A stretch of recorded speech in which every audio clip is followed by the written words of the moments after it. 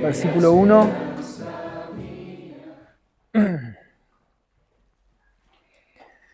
Dice la palabra del Señor: entonces cantó Moisés y los hijos de Israel este cántico a Jehová, y hablaron diciendo: cantaré yo a Jehová, porque se ha magnificado grandemente, echando en el mar el caballo y a su jinete. Jehová es mi fortaleza y mi canción, y me ha sido por salvación.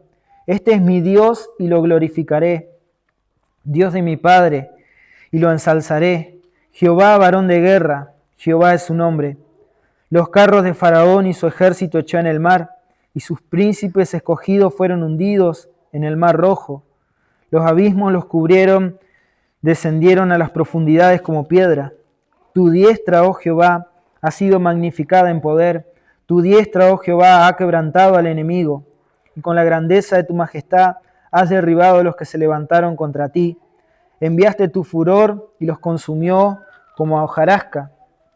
Al soplo de tus narices se amontonaron las aguas, se levantaron las corrientes como en un montón. Los abismos se cuajaron en el corazón del mar. El enemigo dijo: perseguiré, apresaré, repartiré despojos, mi alma se saciará de ellos. Sacaré mi espada, los destruirá mi mano. Soplaste con tu viento, los cubrió el mar. Se hundieron como el plomo en las impetuosas aguas. ¿Quién como tú, Jehová, entre los dioses? ¿Quién como tú, magnífico en santidad, terrible en loores, hacedor de maravillas?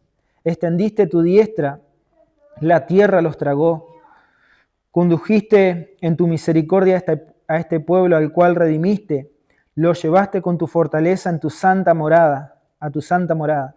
Lo oirán los pueblos y temblarán. El dolor se apoderará de los moradores de Filistea. Entonces los príncipes de Edom se turbarán.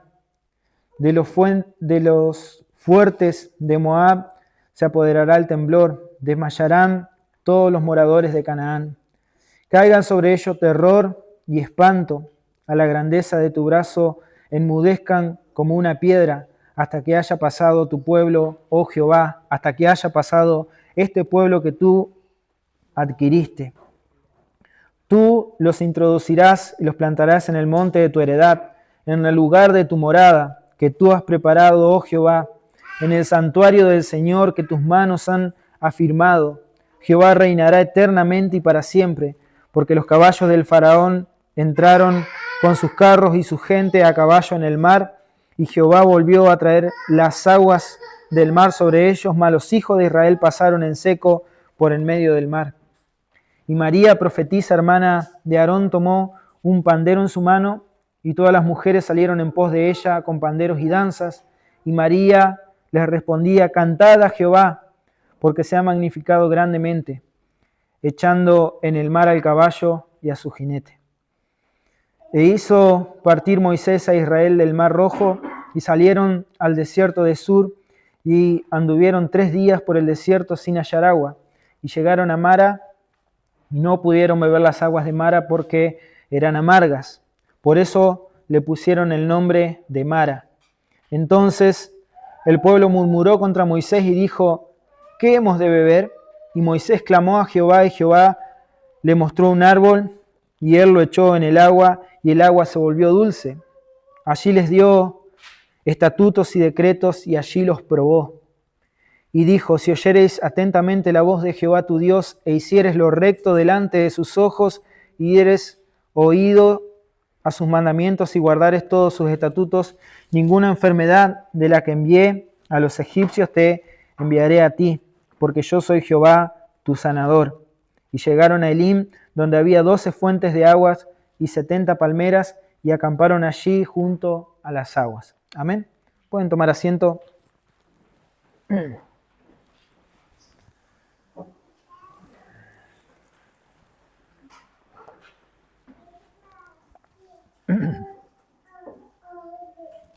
Nuestro texto de hoy es un poco inusual, ¿sí? Es un poco raro, podríamos decir, porque no tiene una parte de poesía, una parte de relato y una parte de poesía, Pero esto ocurre inmediatamente después de que ellos atraviesan el Mar Rojo en seco. Si el Señor hace esta maravilla delante de sus ojos, abre el mar y el pueblo de Israel que viene escapando de Egipto pasa por ese mar en seco. Pero después, cuando los egipcios atraviesan el mar, sí, el Señor manda que vuelvan las aguas y las aguas tragan a todos estos jinetes con sus caballos y sus carros, ¿sí? Entonces, lo que tenemos acá es una alabanza de parte del pueblo de Israel. Fíjense que es Moisés quien comienza alabando a Dios, pero después todo el pueblo repite esa alabanza, ¿sí? Así que la primera parte de este pasaje, de este capítulo, del versículo 1 al 21, lo que vamos a encontrar es esa alabanza de gratitud a Dios. Vamos a encontrar que el pueblo de Israel se encuentra cantando a Dios, se encuentra con gozo. Imagínense el momento de estar atravesando ese mar en seco, con lo maravilloso que eso debe haber sido, y en el momento que llegan al otro lado del mar, al mirar atrás ven al faraón con todos sus carros y con todo su ejército ser tragados por el poder de Dios, ¿sí? Ser tragados por la ira de Dios, podríamos decir.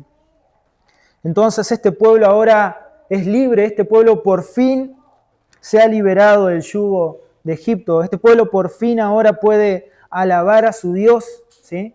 Como Dios le había dicho a Moisés, andá y decirle a Faraón que deje ir al pueblo para que me alaben en el desierto. Ahora por fin este pueblo puede alabar a su Dios. Y eso es lo que hacen, y bien salen de Egipto, ¿sí? Cruzan el mar y entonan este canto. Este es un canto de alegría, este es un canto de alabanza a Dios. Vamos a leer el versículo 1. Éxodo 15, 1. Entonces cantó Moisés y los hijos de Israel este cántico a Jehová. Y hablaron diciendo, cantaré yo a Jehová, porque sea magnificado grandemente, echando en el mar al caballo y su jinete. Jehová es mi fortaleza y mi canción, y me ha sido salvación.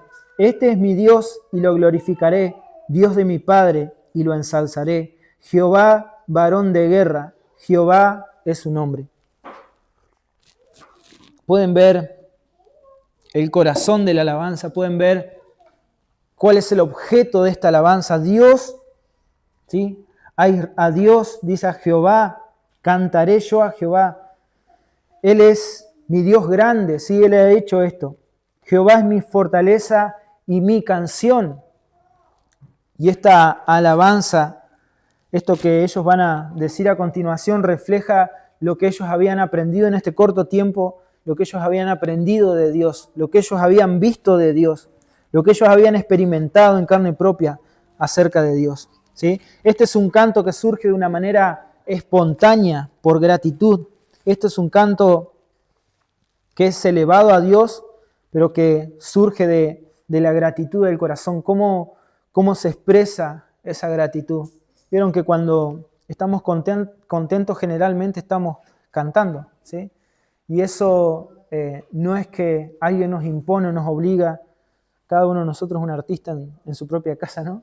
Y a veces nuestra familia tiene que escuchar si cantamos bien o cantamos mal, pero cuando hay alegría, cuando hay gozo, se refleja ese gozo, se refleja esa alegría. Bueno, esto es lo que sentía este pueblo ahora. Estaban libres ahora, ya no eran más esclavos, ahora podían alabar a Dios libremente. Entonces esta canción no es una canción impuesta, una canción dolorosa, una canción, tenemos que aprender nuestra canción para alabar a Dios. No, esto es producto de la gratitud, ¿sí? Así que vamos a mirar un poco la estructura de este cántico, la estructura de esta canción, de este himno que entona Moisés, que entona todo el pueblo de Israel. Y vamos a poder ver en el primer punto, ¿sí? Vamos a dividirlo en 3. Hay muchas otras divisiones, pero estas me parecieron las más claras, digamos, y para resumir, ¿sí? Pero pueden encontrar otras divisiones en cuanto al cántico. Son solamente 3 puntos. Primero, del versículo 1 al 3, el objeto de la adoración. El objeto de la adoración, ¿sí? ¿Cuál es ese objeto de la adoración? Fíjense, dice, cantaré yo a Jehová. Él es el objeto de la adoración. Este pueblo recuerden que este pueblo estaba en medio de un pueblo pagano, ¿sí? De un pueblo idólatra, que tenían muchos dioses. Pero ahora Jehová es el motivo de mi canción. Yo puedo estar alegre por muchas cosas. Como decía hoy, podemos cantar en nuestra casa, podemos sentirnos alegres por muchas cosas. Pero el motivo de nuestra canción, de nuestro gozo, ¿sí? De la gratitud, debe ser el Señor. El motivo de nuestra canción debe ser el Señor. Así lo era para los israelitas. Ellos habían experimentado quién era Dios, habían visto el poder de Dios. Entonces ahora cuando Dios los ha librado, los ha libertado, el propósito de su canción, el tema central de su canción, ¿sí? De este himno, es Dios. El objeto de la adoración es Dios. Cantan de sus atributos, de su obra, de su bendición. La adoración, la canción, no debe girar en torno a nuestras emociones o a nuestros deseos o a nuestras peticiones. Y esto es muy común en nuestros días, escuchar canciones evangélicas o cristianas aparentemente, pero que tienen como centro al hombre, ¿sí? Señor, yo te pido que yo pueda o yo logre tal cosa. Y nos olvidamos del verdadero objeto de nuestra canción, que debe ser la adoración a nuestro Dios. ¿Por qué? ¿Por quién es Él? ¿Sí? Por sus atributos, por su obra, por su bendición, sí. Pero no debe girar en torno a nuestros deseos y pasiones. El objeto de nuestra adoración siempre debe ser nuestro Dios. Y esto es lo que Jesús le dijo a esta mujer en el capítulo 4 de Juan, cuando le pregunta, bueno, nosotros adoramos en un monte y ahora ustedes adoran en otro monte. ¿En cuál de los dos montes debemos adorar? Y Jesús le responde de esta manera, mas la hora viene y ahora es cuando los verdaderos adoradores adorarán al Padre en espíritu y en verdad, porque también el Padre tales adoradores busca que le adoren. Dios es espíritu y los que le adoran en espíritu y en verdad es necesario que lo adoren. ¿Sí? Leí capítulo 4, versículos 23 y 24. Entonces, no se trata de un templo físico, no se trata de en este caso podríamos decir la iglesia, ¿sí? No es que solamente venimos a adorar a la iglesia, no es que solamente, esto fíjense que los israelitas no tenían templo todavía, entonces no tenían el tabernáculo, no es que ellos estaban llamados a ir ahí a adorar, esto debía surgir del corazón de cada uno de aquellos que había sido rescatados por el Señor. Ellos han sido rescatados y están cantando con gratitud. Bueno, cuando nosotros entendemos el precio de nuestra redención, cuando nosotros entendemos el precio que costó nuestra salvación, entonces ese cántico va a surgir de manera natural. Ese cántico o esa gratitud a Dios va a surgir en cada una de nuestras vidas. Podemos cantar por muchas razones, podemos alabar a Dios por muchas razones, pero la principal razón debe ser que Él es el centro de todas las cosas. Él es el primero en nuestra vida. Él es el centro de nuestra adoración, sus atributos, su persona, su presencia en nosotros. ¿Sí? No solamente porque Él nos provee, no solamente porque Él nos da, porque Él es. ¿Sí? Y ese será nuestro cántico por la eternidad. Cantar a Dios por quien Él es. Dios debe ser primero en nuestra mente cuando las cosas salen mal, y eso es fácil, ¿sí? Eso es fácil cuando nosotros estamos mal o necesitamos ayuda, de lo primero que nos acordamos es de Dios, y ahí oramos y pedimos al Señor lo que necesitamos. Pero cuando las cosas salen bien, generalmente nos olvidamos de Dios, ¿sí? Antes nos alegramos, antes empezamos a disfrutar todo lo que el Señor nos ha dado, y después tal vez nos acordamos de agradecerle al Señor. Pero el corazón de un verdadero adorador, alguien que está preocupado por adorar a Dios de todo su corazón, debería priorizar, ¿sí?, la alabanza a Dios, la alabanza en su corazón, el pensamiento en Dios, en sus atributos, en quién es Él y después sí quiénes somos nosotros. Porque cuando comparamos eso, quién es Él y quiénes somos nosotros, nos damos cuenta que todo lo que recibimos es por gracia, ¿sí? Entonces, el objeto de nuestra adoración, así como el pueblo de Israel en este momento lo tenía muy claro, debe ser única y exclusivamente Dios. Esta canción, esta alabanza a Dios debe inundar continuamente nuestro corazón. En Efesios capítulo 5, versículos 19 y 20, dice, hablando entre vosotros con salmos, con himnos y cánticos espirituales, cantando y alabando al Señor en vuestros corazones, ¿sí? Dando siempre gracias por todo al Dios y Padre en el nombre de nuestro Señor Jesucristo. Esta alabanza no debe ser de la boca para afuera. Cualquiera puede alabar de la boca para afuera o cantar, mejor dicho, de la boca para afuera. Pero Dios está pidiendo el corazón. Dios está pidiendo que esos himnos, esos cánticos espirituales estén en nuestro corazón. Que entendamos que todo lo que sucede a nuestro alrededor, que todo lo que tenemos, que todo lo que no tenemos incluso, le pertenece a Dios. Y Él es digno de toda la adoración y de toda la alabanza, ¿sí? Fíjense, Éxodo 15, 1, dice, cantaré yo a Jehová. Cantaremos a Jehová. Cuando tenemos nuestro culto de adoración al Señor es justamente un culto de adoración a Dios, ¿sí? Este momento en el que tenemos la exposición de la palabra, estamos adorando a Dios al escuchar la voz de Dios, al prestar atención, al meditar en la palabra de Dios. Pero el momento de mayor gozo y gratitud debería ser la demostración de los hijos de Dios cuando cantan. Esa es la gran diferencia entre aquellos que cantan por cantar, ¿sí? Que cantan porque es linda la canción, porque les gusta la entonación, porque tiene un buen ritmo, y aquellos que están cantando de corazón, ¿sí? Aquellos que están reflexionando lo que cantan, aquellos que están pensando en Dios en el momento de alabar su nombre, ¿sí?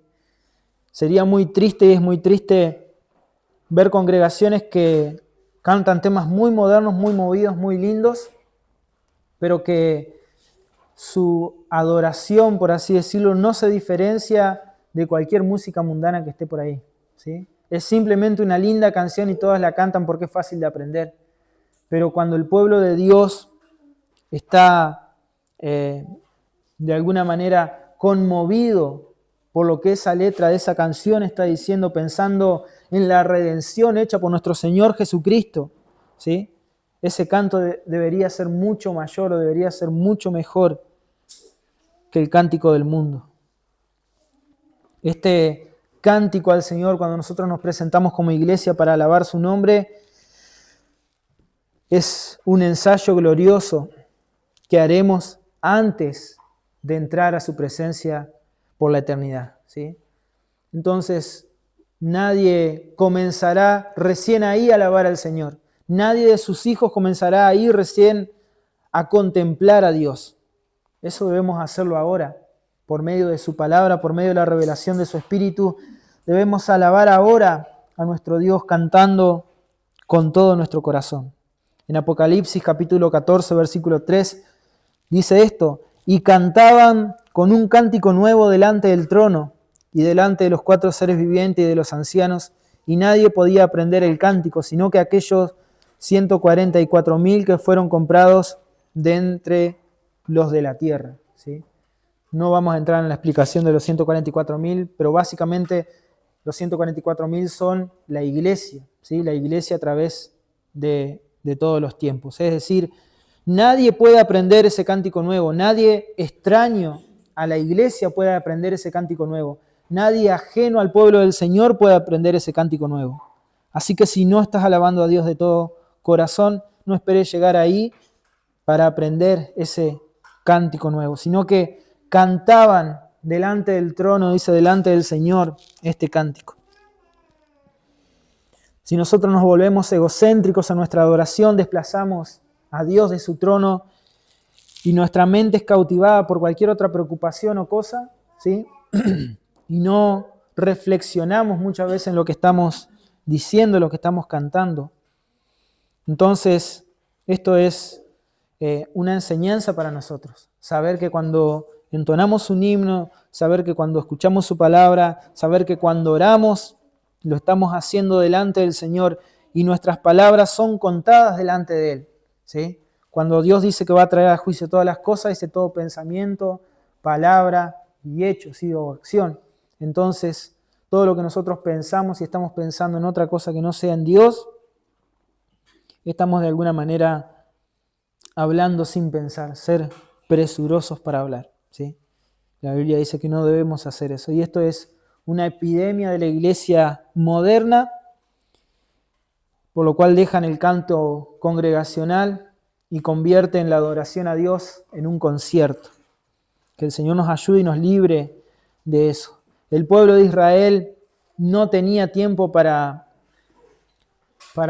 fíjense que acá en ningún momento, al menos lo nombra, buscar una gente que ejecute los instrumentos y que cante y que alabe a Dios, ¿sí? No hay momento para eso porque la gratitud es tan grande al Señor que comenzaron a cantar. Moisés comenzó a cantar y todo el pueblo repetía este cántico de alabanza a Dios. El canto congregacional, ¿sí? El canto como iglesia, como pueblo, va mucho más allá de los instrumentos, va mucho más allá de la ejecución de las notas. Es la expresión de gratitud delante del Señor. Amén. Pero este cántico sigue. El segundo punto, ¿qué es lo que ellos cantan? Primero del versículo 1 al 3, el objeto de su adoración, que es Dios. Pero el segundo punto es las proezas de Dios. Las proezas de Dios del versículo 4 al 12. No lo vamos a leer todo, simplemente vamos a nombrar algunas cosas, pero fíjense que el contenido de su himno, de su canción, y que ellos están cantando de lo que Dios hizo a sus perseguidores, ¿sí? Entonces, esas proezas de Dios, está bien cuando alabamos a Dios cantar de lo que Él ha hecho, ¿sí? Está bien cantar de lo que Dios ha hecho. En este caso ellos cantaban de lo que Dios les había hecho a sus perseguidores. Ellos tienen presente que Dios es un Dios justo, que Él es un juez justo, ¿sí? Que lo deben obedecer. Pero esto es importante porque nos enseña que también debemos cantar, orar y alegrarnos de los justos juicios de Dios. También debemos cantar, orar y alegrarnos de los justos juicios de Dios. A veces no meditamos mucho, incluso cuando el Señor Jesús enseñó a sus discípulos a orar, no meditamos mucho en esto de que venga a nosotros tu reino y hágase tu voluntad. Pensamos que es todas las partes buenas nada más de su reino y las partes buenas de su voluntad, pero Dios dentro de su voluntad, ¿sí?, expresa su justicia. Cuando decimos venga tu reino es que el Señor venga ahora, ¿sí?, que el Señor venga. Apocalipsis termina de esa manera. Ven Señor, ¿sí?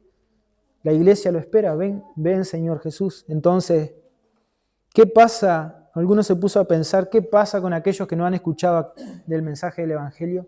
¿Qué pasa entonces con aquellos que son nuestra familia y que están perdidos en sus pecados, en su condenación? Bueno, lo que estamos orando y lo que estamos pidiendo y cantando es que Dios haga justicia. Nuestro hermano hablaba hoy acerca de tener paciencia, ¿sí?, de tener longanimidad con los demás y no pedir la venganza, es decir, no pedirle a Dios, Señor, destruí a mi enemigo, ¿sí? Ahora nos podría confundir un poco si miramos esto que ellos cantan. Fíjense, por ejemplo, en el versículo 4, los carros de Faraón y su ejército echó en el mar y sus príncipes escogidos fueron hundidos en el mar rojo. Versículo 6, tu diestra, oh Jehová, ha sido magnificada con poder, tu diestra, oh Dios, ha quebrantado al enemigo. Nosotros decimos, ¿y entonces cómo tenemos que pedir? ¿No tenemos que pedir? ¿Qué hacemos? Porque la palabra de Dios no se contradice.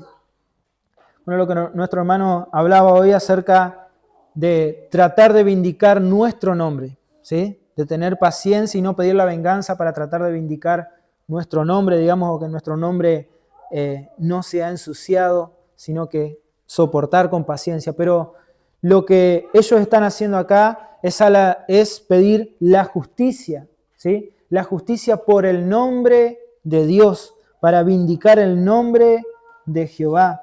Entonces, y vamos a encontrar muchos salmos, ¿sí? Con este tema. Estos son los salmos imprecatorios, llamados así salmos imprecatorios. Y no son un pedido de venganza por nosotros, sino un pedido a Dios de que haga justicia por su causa. Como por ejemplo, y después lo puede leer, el Salmo 35, el Salmo 69, el Salmo 109. Acá el pueblo de Israel está pidiendo que se haga justicia por causa de su nombre. Cuando nosotros oramos, venga tu reino, estamos pidiendo justamente esto, ¿sí? Que se establezca el reino de Cristo, que Él venga a buscar a su iglesia, pero que va a hacer justicia, va a hacer justicia. En Apocalipsis 6:10 dice, y clamaban a gran voz diciendo, ¿hasta cuándo, Señor santo y verdadero, no juzgas y vengas nuestra sangre de los que moran en la tierra? Estos son todos aquellos que han sido martirizados o muertos por causa de Cristo, ¿sí? ¿Hasta cuándo, Señor santo y verdadero? Es decir, el nombre de Dios está siendo blasfemado por causa de aquellos que han perseguido a la iglesia y han asesinado a su rebaño, a su pueblo. Entonces lo que ellos piden es, Señor, no dejes que tu nombre, ¿sí? Que tu nombre sea tenido en menos, no dejes que tu nombre sea blasfemado por causa de no ejecutar tu justicia. Leo otro versículo de Apocalipsis, perdón si hoy vine medio apocalíptico, pero creo que tiene mucho que ver con lo que pasa acá en Éxodo, es una figura de todo esto que está pasando. Apocalipsis 15, versículo 1 al 3. Y vio otra señal en el cielo grande y admirable, 7 ángeles que tenían 7 plagas postreras, porque en ellas es consumada la ira de Dios. Y vi como un mar de vidrio mezclado con fuego, y a los que habían alcanzado la victoria sobre la bestia y sobre su imagen y sobre su marca y sobre el número de su nombre, en pie sobre el mar de vidrio, teniendo arpas de Dios, y cantaban el cántico de Moisés, siervo de Dios, y el cántico del Cordero, diciendo, grandes y maravillosas son tus obras, Señor Dios Todopoderoso, justos y verdaderos son tus caminos, Rey de los santos. Es exactamente lo que pasa al final de la historia de la redención con esta figura que estamos viendo acá del cántico de Moisés y el pueblo de Israel. Son liberados, obtienen la victoria al ser liberados de Egipto, y ellos cantan a Dios, ¿sí? Como también serán los postreros días al final de todas las cosas, cuando Dios, como dice ahí, derrame su ira, derrame su justicia sobre aquellos que no están en Cristo. Dice, y cantaban un cántico, el cántico de Moisés, siervo de Dios. Grandes y maravillosas son tus obras, Señor Dios Todopoderoso, ¿sí? Por eso vamos a encontrar en esos versículos expresiones como tu diestra, tu grandeza, la grandeza de tu majestad, soplaste con tu viento, de tu nariz salió el viento para traer el mar. En el versículo 11 de Éxodo, capítulo 15, versículo 11, dice, ¿quién como tú, Jehová, entre los dioses? ¿Quién como tú, magnífico en santidad y temible, terrible en loores, hacedor de maravillas? Las maravillas de Dios y los juicios de Dios, ¿sí?, se derraman justamente porque Él es santo y justo. Pero este es el contenido de la alabanza. Primero, el objeto de la alabanza, que es Dios. Segundo, el contenido de esa alabanza, las proezas de Dios, ¿sí? Lo que Dios ha hecho en el pasado, lo que Dios está haciendo ahora y lo que Dios hará en el futuro. Y por eso nuestra gratitud hacia Dios debe tener este contenido. ¿Quién es Dios? Lo que ha hecho Dios, las proezas que ha hecho Dios y su justicia, ¿sí?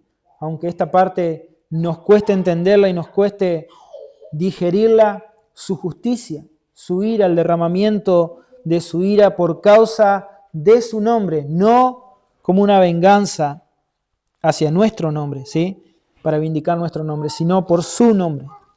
Amén. Tercer punto.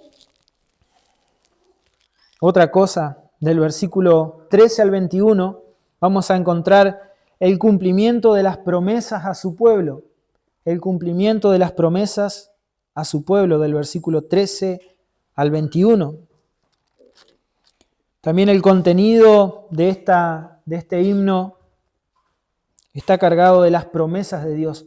Lo que Dios les había prometido a ellos como pueblo se estaba cumpliendo ahora. Fíjense el versículo 13, Éxodo 15, versículo 13. Condujiste en tu misericordia a este pueblo, al cual redimiste, lo llevaste con tu fortaleza a tu santa morada. En el versículo 17 va a repetir lo de la santa morada. Fíjense, tú los introducirás y plantarás en el monte de tu heredad, en el lugar de tu morada que tú has preparado, oh Jehová, en el santuario del Señor, que tus manos han afirmado. Ellos están cantando de las promesas de Dios, de lo que Dios dijo que iba a hacer, lo que les iba a dar, ¿sí? Y este también es el contenido de la alabanza de su pueblo, cantar de quién es Dios, cantar de las proezas de Dios y cantar de las promesas de Dios, cantar al Señor con gratitud de lo que Él nos ha prometido, ¿sí? Y esa promesa de heredad de nuestro Señor Jesucristo.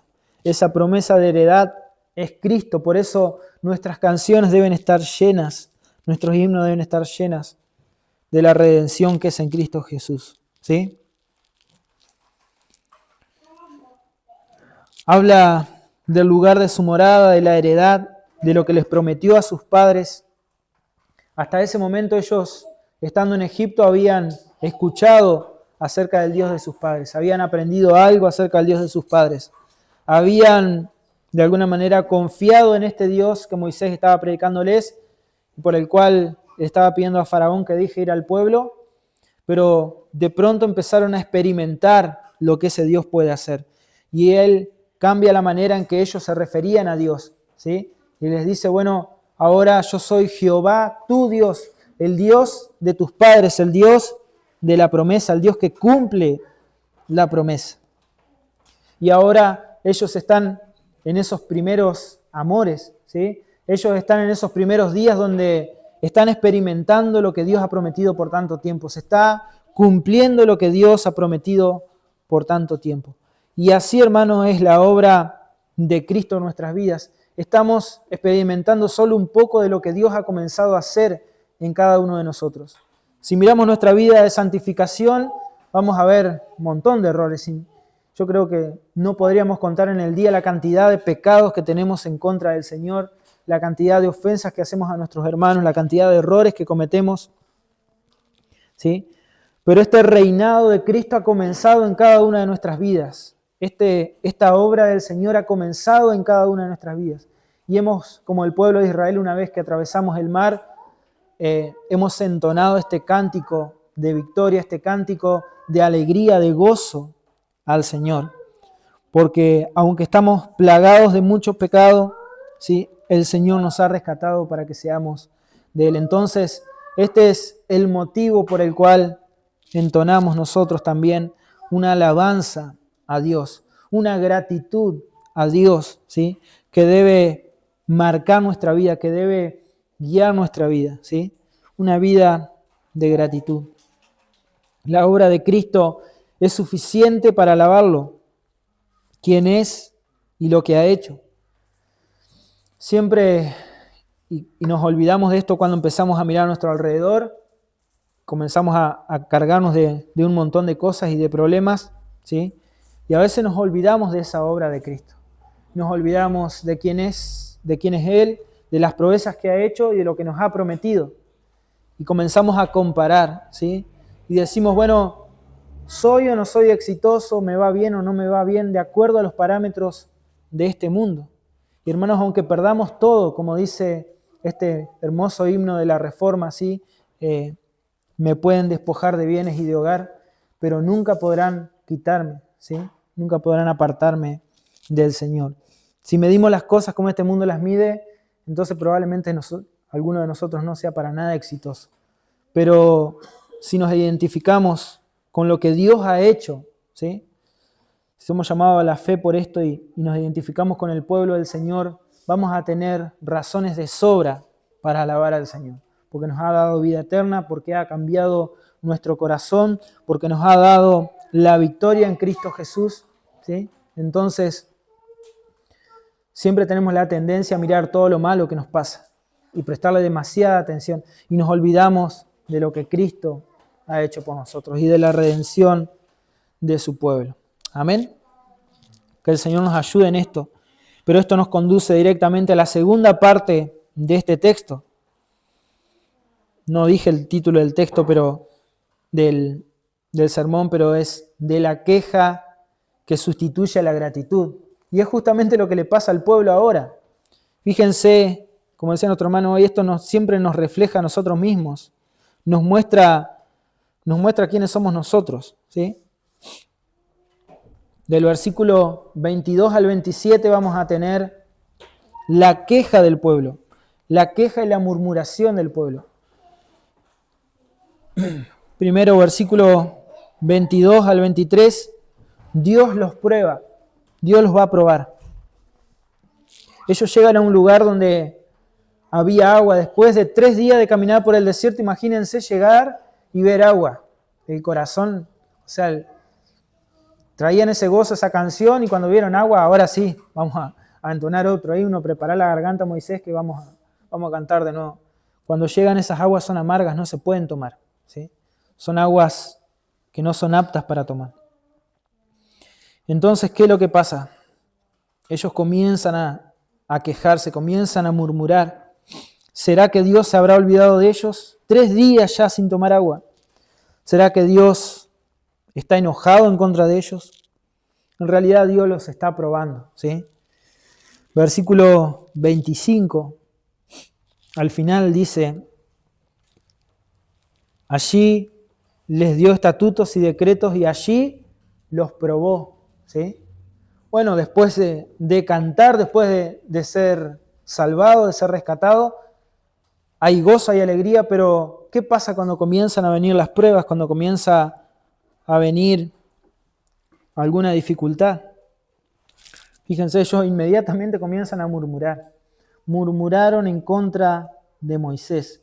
Versículo 22 y 23. E hizo partir Moisés a Israel del Mar Rojo y salieron al desierto de Sur y anduvieron 3 días por el desierto sin hallar agua. Y llegaron a Mara y no pudieron beber las aguas de Mara porque eran amargas. Por eso le pusieron el nombre de Mara.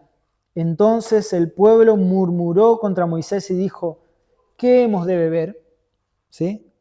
Murmuraron en contra de Moisés. Se olvidaron incluso de aquel que podían ver, ¿sí? Menos iban a tener en cuenta a Dios nuevamente. Pero este Moisés era el que había, de alguna manera, como decimos vulgarmente, no había sacado la cara por ellos. Él era el que se había presentado delante del faraón, él era el que había recibido este llamado de parte de Dios.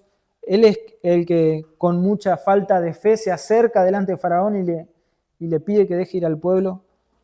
Y Dios, por medio de su mano y de la de Aarón, hace muchas proezas.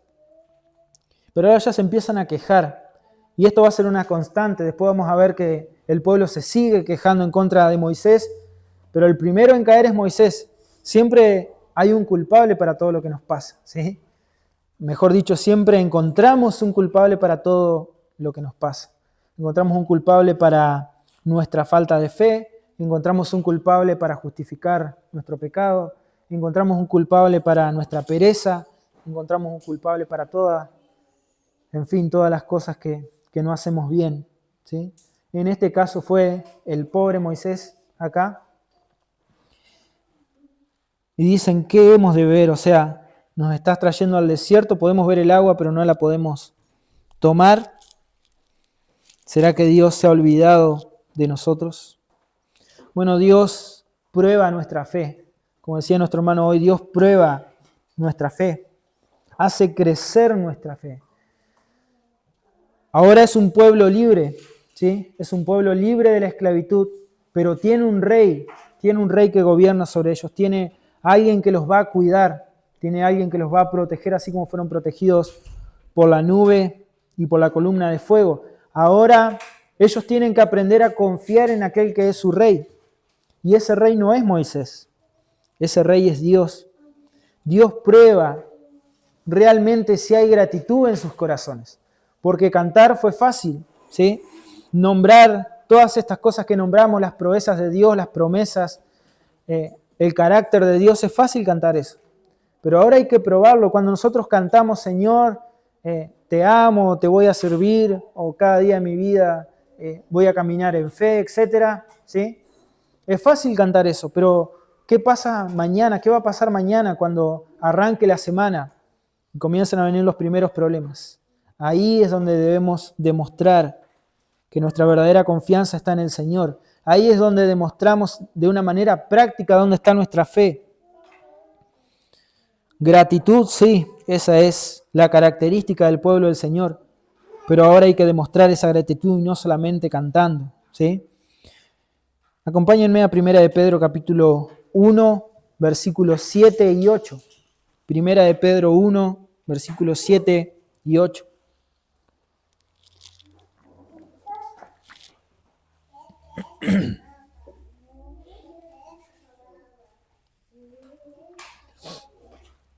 Dice, para que sometida a prueba vuestra fe, mucho más preciosa que el oro, el cual aunque perecedero se prueba con fuego, sea ya en alabanza, gloria y honra cuando sea manifestado Jesucristo, a quien amáis sin haberle visto, en quien creyendo, aunque ahora no lo veáis, os alegráis con gozo inefable y glorioso. ¿Sí?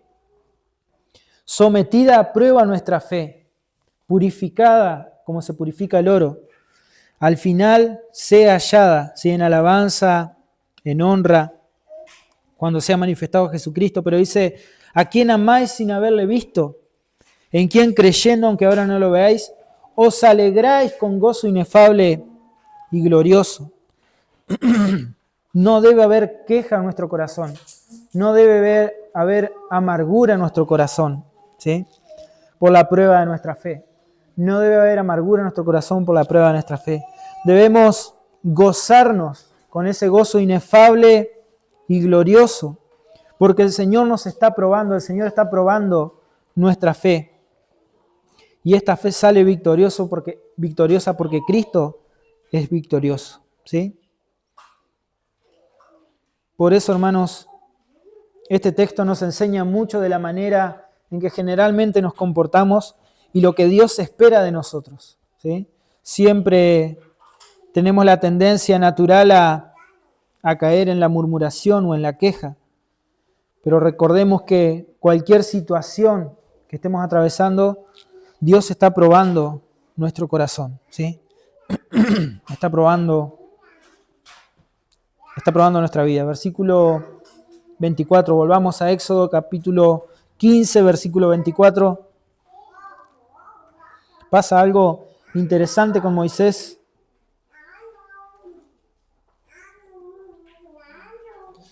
Moisés es este representante del pueblo, ¿sí?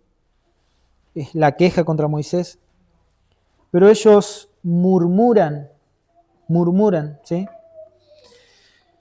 Y este pecado de la murmuración destruye. Esto es lo que va a acompañar a este pueblo por un largo tiempo y por el cual después Dios no les permite entrar en la tierra prometida, porque murmuraron. Comienzan con Moisés, comienzan con Aarón, ¿sí? Y después terminan murmurando en contra de Dios. Es decir, hablando a escondidas, hablando mal de Dios, ¿sí? Pensando mal en sus corazones acerca de Dios. Y por esto no entran en la tierra prometida. Entonces, no es cualquier pecado, ¿sí? Fíjense que ni siquiera van y le dicen, Moisés, ¿qué has hecho con nosotros? Nos trajiste y no podemos tomar agua.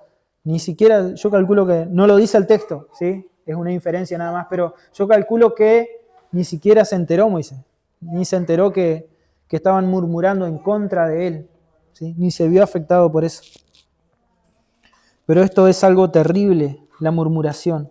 Cuando dentro del pueblo del Señor la gratitud se aparta, comenzamos a quejarnos y comenzamos a murmurar los unos en contra de los otros o incluso pensando mal acerca de Dios. Dios ve este pecado como un pecado abominable, ¿sí?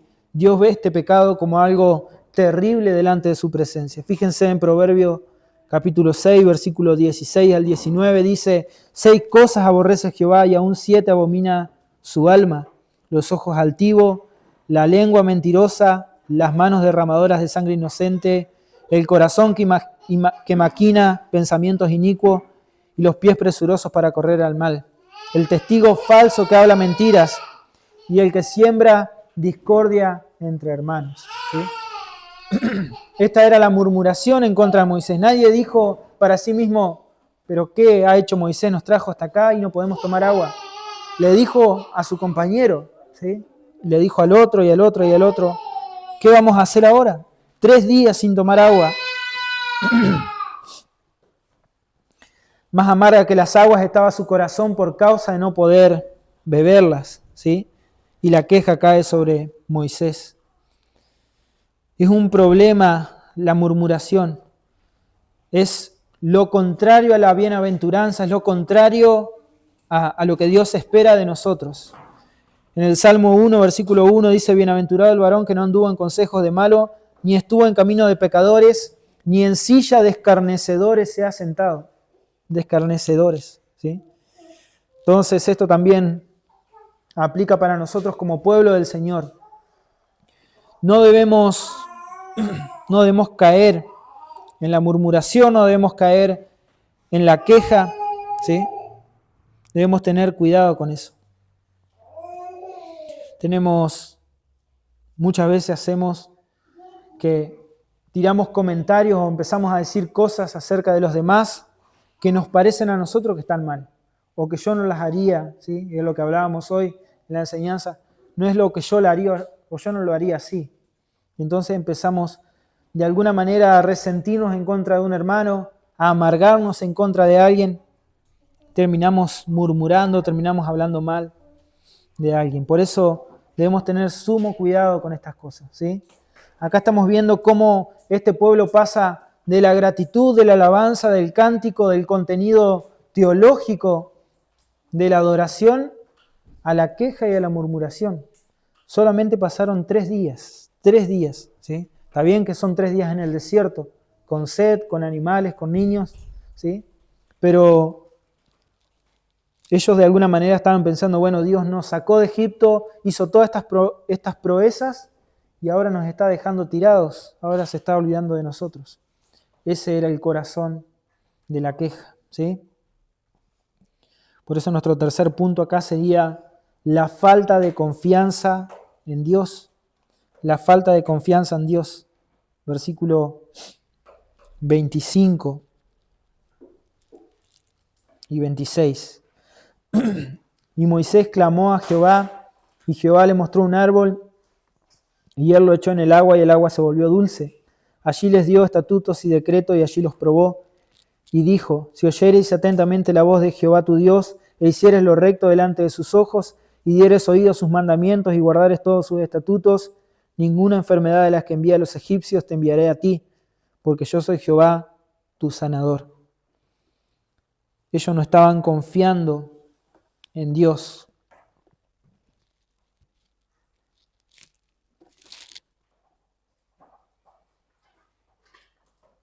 En vez de ellos clamar a Dios, de orar, de pedir a Dios simplemente que les dé agua, se quejaron. En vez de reconocer a Dios y seguir alabando a Dios, cuando empezaron a sufrir un poquito, empezaron a quejarse, a murmurar, ¿sí? Entonces fíjense que es interesante que acá el que intercede y que clama por ellos es aquel que estaba siendo difamado entre ellos, ¿sí? Y esto es una imagen o una figura de Cristo. Moisés en este caso es un tipo de Cristo porque Él es el intercesor perfecto por nuestras almas, ¿sí? Así como este Moisés fue difamado, nuestro Señor Jesús fue difamado. Se murmuró en contra de Él, dice, viéndolo en la cruz, que meneaban su cabeza, es decir, lo miraban como diciendo: miralo, ahí está el rey de los judíos. A ver, bájate de la cruz si podés, si tenés el poder. Entonces, de la misma manera, ¿sí? Y en una figura nos muestra que Cristo es nuestro intercesor. Pero hay algo más interesante todavía que dice que me llamó la atención, versículo 25. Y Jehová le mostró un árbol, y él lo echó en el agua, y el agua se volvió dulce. Esto también es una figura del sacrificio de Cristo, ¿sí? Este árbol no lo dicen los comentaristas, tampoco no se ponen de acuerdo, pero no hay un árbol, digamos, que tenga tal dulzura que endulce el agua para poder beberla, ni que filtre ninguna clase de impureza. Entonces, este árbol, digamos, el echar este árbol en el agua es un milagro de Dios. Pero de la misma manera, el Señor, nuestro Señor Jesucristo, nuestro intercesor, tuvo que ser derribado, digamos, tuvo que ser cortado para ser echado de alguna manera y de una manera figurada en las amargas aguas de este mundo, ¿sí? Para interceder por nosotros, para que podamos beber de la salvación y de la vida eterna. Entonces, en esta figura vemos como Dios es el proveedor. Podemos clamar, podemos cantar, podemos clamar a Dios, pero en definitiva Él es quien provee a su tiempo. Y eso es lo que pasó con nuestras almas, ¿sí? Estábamos perdidos, sin rumbo, estábamos sin Cristo, sin Dios en este mundo, y Él proveyó para nosotros en medio de la sed de nuestra alma a un intercesor, a un Salvador que nos hace beber del agua eterna, ¿sí? Que nos hace beber de Él. Esto le dice Juan a la mujer, capítulo 4, versículo 14, pero el que bebiere del agua que yo le daré no tendrá sed jamás, mas el agua que yo le daré será en él una fuente de agua brotando para vida eterna, ¿sí? Brotando para vida eterna. Jamás, nunca jamás volverá a tener sed. Su sed no es la sed mundana, no es la sed física. Está hablando de la sed espiritual, de esa necesidad de Dios. Dios está diciendo, nunca más van a tener sed de Dios porque van a vivir, ¿sí? Van a habitar con Dios. Él es el proveedor. Y esa promesa que le hace, ninguna enfermedad de las que envié a los egipcios te enviaré a ti, porque yo soy tu sanador. O la palabra Rafá, sí que conocemos como nombre de Dios. Él es el sanador. Nuestro Señor Jesucristo dio su vida, derramó su sangre y fue echado en las amargas aguas de este mundo para darnos de beber del agua de vida eterna, ¿sí?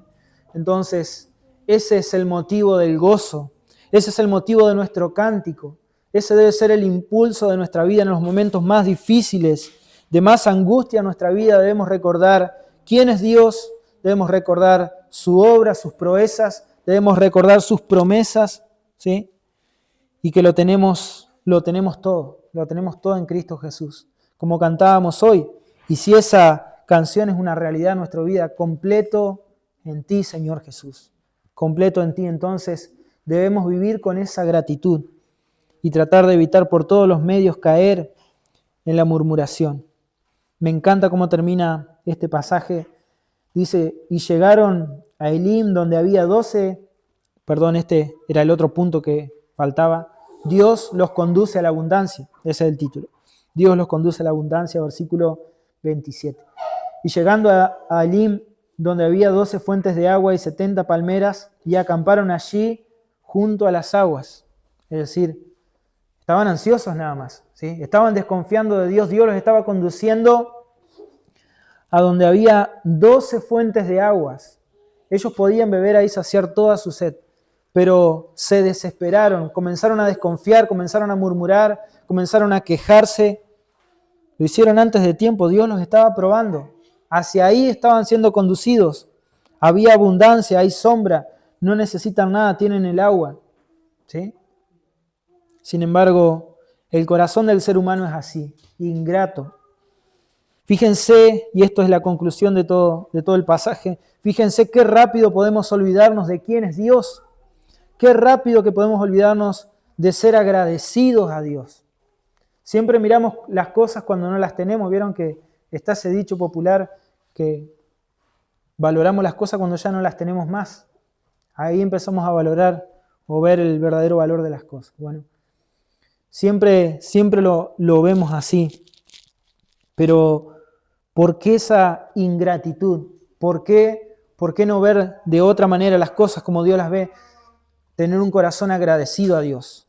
Tal vez no sea mucho o no sea lo que esperábamos, pero eso es lo que Dios en su providencia nos ha dado.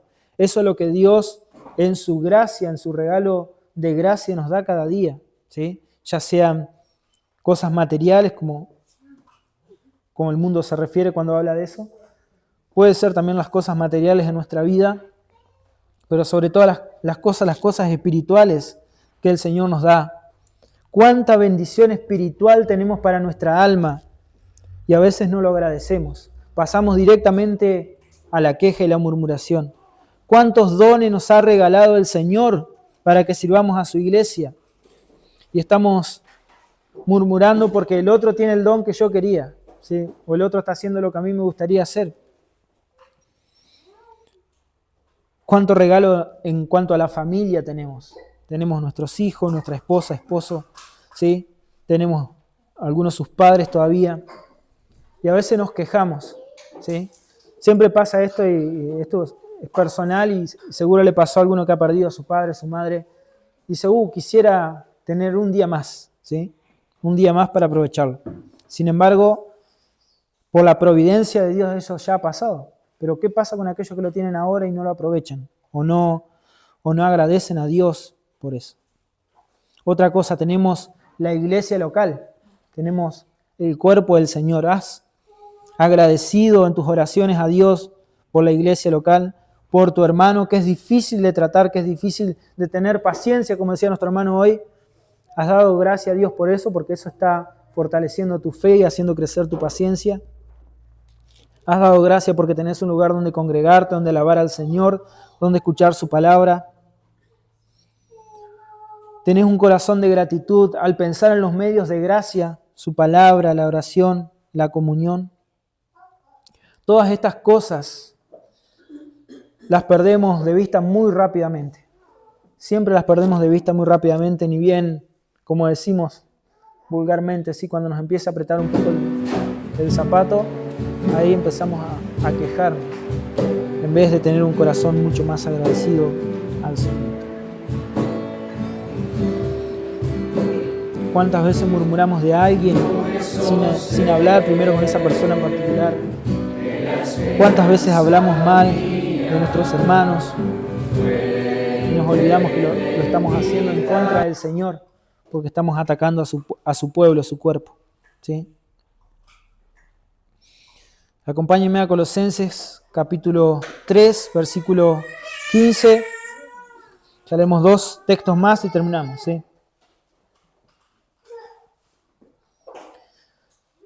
La paz de Dios gobierna vuestros corazones, a la que asimismo fuisteis llamados en un solo cuerpo. Termina así: sed agradecidos. Sed agradecidos. Y acompáñenme también al Salmo 30, versículo 11 y 12. Hay un corito de este salmo.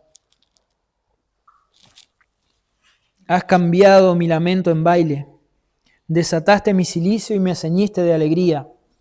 Por tanto a ti cantaré gloria mía y no estaré callado. Jehová Dios mío, te alabaré para siempre. Ese es el cántico del pueblo del Señor. Ese es el cántico del corazón de aquel que ha sido redimido por Cristo. Ese es el cántico que cantará por la eternidad, como decía Apocalipsis. El himno de Moisés: gracias Señor por lo que has hecho. Gracias Señor por quien eres tú. Gracias Señor por lo que has prometido y has cumplido, ¿sí?